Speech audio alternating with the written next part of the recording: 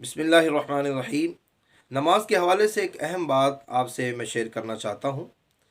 बाद लोगों के जहन के अंदर ये बात होती है कि आया कि नमाज का अगर वक्त हो जाए तो घर के अंदर अगर नमाज पढ़ ली जाए या जमात का अहतमाम कर लिया जाए तो कितना सवाब हासिल होगा, नमाज का क्या हुक्म होगा। तो इस हवाले से ये बात याद रखिए कि सबसे पहले जो मस्जिद की जमात ऊला होती है, पहली नमाज होती है, उसको हासिल करना मर्द पर वाजिब होता है। अगर कोई शरई उज़र ना हो तो उस जमात को हासिल किया जाएगा। अगर जाने पर कुदरत है, घर भी ज़्यादा दूर नहीं है, तो उस जमात को हासिल करके नमाज अदा की जाएगी। मेरे आका अलैहिस्सलातु वस्सलाम ने इरशाद फरमाया, जमात के साथ नमाज पढ़ना बे जमात के नमाज पढ़ने के 27 दर्जे ज़्यादा है। जमात के साथ नमाज पढ़ी जाए तो अल्लाह ताला 27 दर्जे ज़्यादा सवाब अता फरमाता है। तो मस्जिद की जमात हासिल करना ये वाजिब है।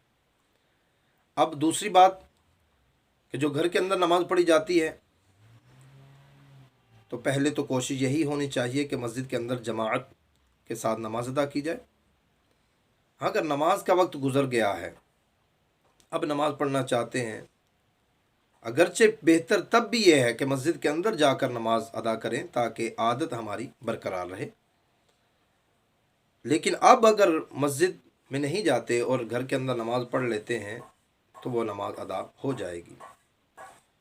और दूसरी बात कि मस्जिद के अंदर जमात ऊला हो रही है और हम घर के अंदर ही नमाज अदा कर लें, जब अगरचे जमात के साथ नमाज अदा करें, तो इसमें हुजूर जान रहमत सल्लल्लाहु अलैहि वसल्लम की हदीस मुबारक याद रखनी चाहिए। प्यारे आका अलैहिस्सलातु वस्सलाम ने इरशाद फरमाया, ला सलाता रिजालिल मस्जिद इल्ला फिल मस्जिद, कि फरमाया जो मस्जिद का पड़ोसी है उसकी नमाज नहीं है मगर मस्जिद के अंदर। मुराद ये है, मुहद्दिसीन किराम फरमाते हैं, मुराद ये है कि इसकी नमाज कामिल नहीं है, कामिल नमाज का इसको सवाब हासिल नहीं होगा।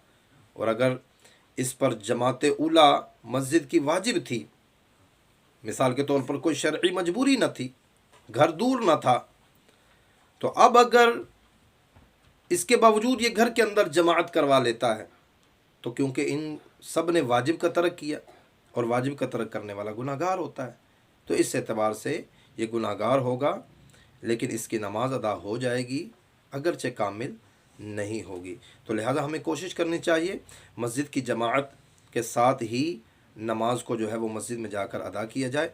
अल्लाह तबारक व तआला हम सबको अमल की तौफीक अता फ़रमाए। आमीन बिजाहिन नबी अमीन सल्लल्लाहु तआला अलैहि वसल्लम।